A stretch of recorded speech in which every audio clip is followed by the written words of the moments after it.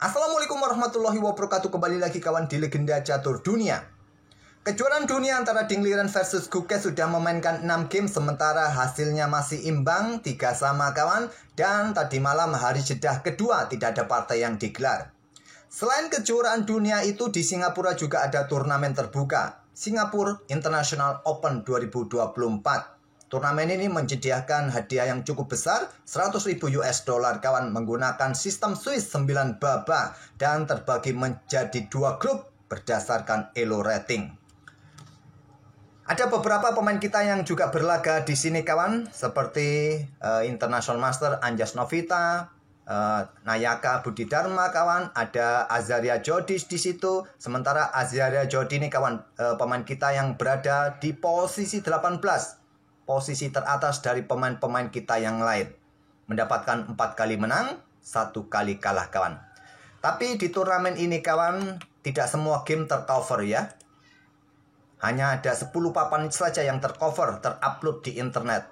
Nah, seperti yang nampak di sini, hanya ada 10 ya. 1, 2, 3, 4, 8, dan tambah 2 di sini. Nah, ini pada babak ke-5 kawan, permainan dari International Master Anjas Novita. Ada juga pemain wanita kita, Laisa Latifah. Sayang, gamenya tidak tercover di game kelimanya kawan. Jadi admin tidak bisa mengikuti permainan pemain-pemain kita. Ya, ada satu permainan dari Anjas Novita ini, saya rasa sementara tak perlu kita ulas. Tadi saya cek gamenya, ya cukup standar saja kawan. Tadi saya menemukan game yang cukup bagus kawan, dari event London Chess Classic yang sudah memainkan game keempat kawan. London Chess Classic sama, di sini ada beberapa kategori ya. Kategori Elite, Master, Under 2000, Super Blitz, dan lain-lain. Tak perlu saya jelaskan satu persatu kawan. Sementara sampai babak keempat di kategori Elite ini kawan, pecatur tuan rumah memimpin turnamen sementara dengan perolehan 3 poin. Hasil dari 2 kali menang, 2 kali remis. Diikuti Vidit, ada Syakir Muhammad Jarob dengan 2,5 poin. Nah, satu game yang akan kita ulas ini saya ambil dari juara dunia Ju Wenjun, juara dunia wanita kawan. Pada game keempatnya menghadapi Grandmaster tuan rumah, Grandmaster muda Shreyas Royal. Langsung saja ke papan analisisnya. Nah, memang kawan, tahun-tahun ini juara dunia wanita ini tak tergoyahkan dari tangan pemain-pemain Cina kawan. Ditambah lagi juara dunia pria jatuh di tangan Ding Liren. Ya mulai menggeliat ya selama 7 tahun atau 8 tahun belakangan ini untuk pecatur-pecatur Cina kawan. Dan sekarang menggeliat pecatur-pecatur India kawan. Mengisi hampir semua turnamen-turnamen terbuka. Dan juga beberapa turnamen kelas kakap sudah mulai diisi oleh pecatur-pecatur muda India. Macam Domara Jugukes, Pragnananda, Arjun Erigaisi. Oke kawan, Ju Wenjun, juara dunia wanita, menghadapi Grandmaster tuan rumah, Grandmaster muda Inggris, Shreyas Royal. Ju Wenjun mengawali dengan pion E4, ada taruhan defense pion C6. Pion D4, pion D5, pion E5, variasi pion maju. Dan Shreyas Royal memilih variasi bot Phoenix defense dengan pion C5 untuk memecah konsentrasi pion putih yang ada di pusat ini kawan. Ya biasanya kan variasi dari pion maju gajah ini dikeluarkan ya, tapi saya tak perlu lagi menunjukkan gajah ini keluar ya, sudah sangat sering. Jadi kita coba otak-atik variasi bot Phoenix ini kawan dengan pion C5. Pion D pukul pion C5, langkah utamanya kawan, dan seperti yang kalian lihat sudah terpecah pion putih. Pion E6 ataupun kuda C6 ini juga banyak yang memilih kawan untuk menyerang pion ini, yang biasa akan dilanjut dengan langkah gajah B5 pin kuda. Nah, di sini setelah pion E6 ada gajah E3 pertahankan pion, kemudian hitam kembangkan kuda G ke E7 kawan, backup kuda petak C6, dan selanjutnya ada pion C3, gajah D7, blokade pin, kuda siap caplok pion E5, biasanya akan dicaplok langsung gajah sikat kuda C6. Nah, bisa kalian ambil balik menggunakan gajah, bisa kalian ambil balik menggunakan kuda kawan. Mungkin ada pion F4. Oke, kembali lagi ke permainan aslinya. Jadi pion E6 terlebih dahulu. Tidak dengan gajah E3 untuk proteksi pion di sini kawan. Ya bisa saja sementara kalian proteksi pion ini. Simpel hitam akan melanjutkan pengembangannya. Kuda ke E7, kuda D7 bisa dilanjutkan ataupun lewat H6 kawan. Yang penting kuda ini segera dikeluarkan. Kembali lagi ke permainan aslinya. Jadi memilih dengan gajah terang saja ke petak D3, melepaskan pion C5. Kemudian menteri keluar ke petak G4 menyerang pion di sini, raja F8 proteksi pionnya kawan. Masih cukup bagus, tapi sudah tidak bisa rokade kawan.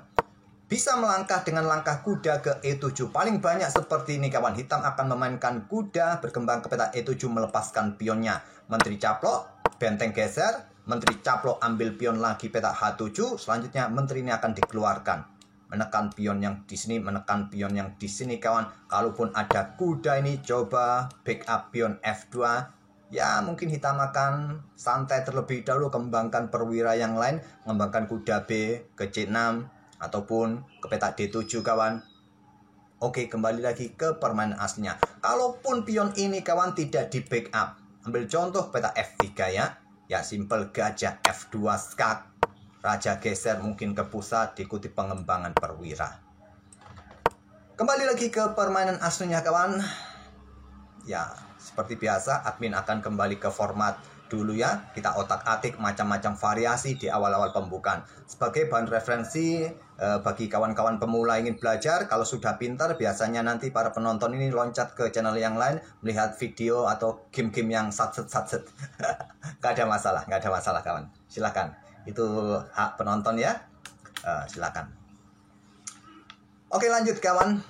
Raja F8 tadi dipilih oleh Sres Royal dan Juwenjun melanjutkan pengembangan perwira. Kuda F3, hitam kuda C6, selanjutnya Juwenjun rokade amankan diri. Nah pion F6 tantang Sres Royal. Ditolak dengan langkah menteri G3, backup petak E5. Kalau diterima langsung ya jelas akan memberikan tempat bagi kuda langsung aktif. Ya menteri mundur ke petak G3, mungkin raja G8 kawan, atau petak F7 untuk berikan tempat bagi benteng segera keluar. Oke, menteri G3 pilihan dari Juwenjun. Nah, kuda caplok pion E5, kuda ambil balik, pion ambil balik, menteri ambil balik di sini, kemudian di sini ada gajah D6 atau menteri D6 menantang pertukaran sekaligus. Gajah D6 untuk mendapatkan diagonal serang, mumpung juga mendapatkan tempo, menteri mundur ke E2, kemudian kuda F6. Juwenjun dengan pion C4 untuk menantang pertukaran, ya tujuannya untuk memecah konsentrasi pion hitam yang terlihat cukup bagus ya, sebelum pion ini didorong kawan. Ditolak dengan langkah raja maju ke F7, berikan jalan bagi benteng untuk segera keluar seperti halnya rokade nanti. Dan Juwenjun lanjutkan pengembangan kuda C3-nya untuk menyerang pion pusat kawan. Pion H6 terlebih dahulu, kontrol petak G5. Sebelum ya melakukan aksi pertukaran mungkin di petak pusat, hitam sepertinya akan menahan diri, memanfaatkan nanti jika terjadi pertukaran kawan, ada satu pion yang cukup leluasa bebas di lajur pusat.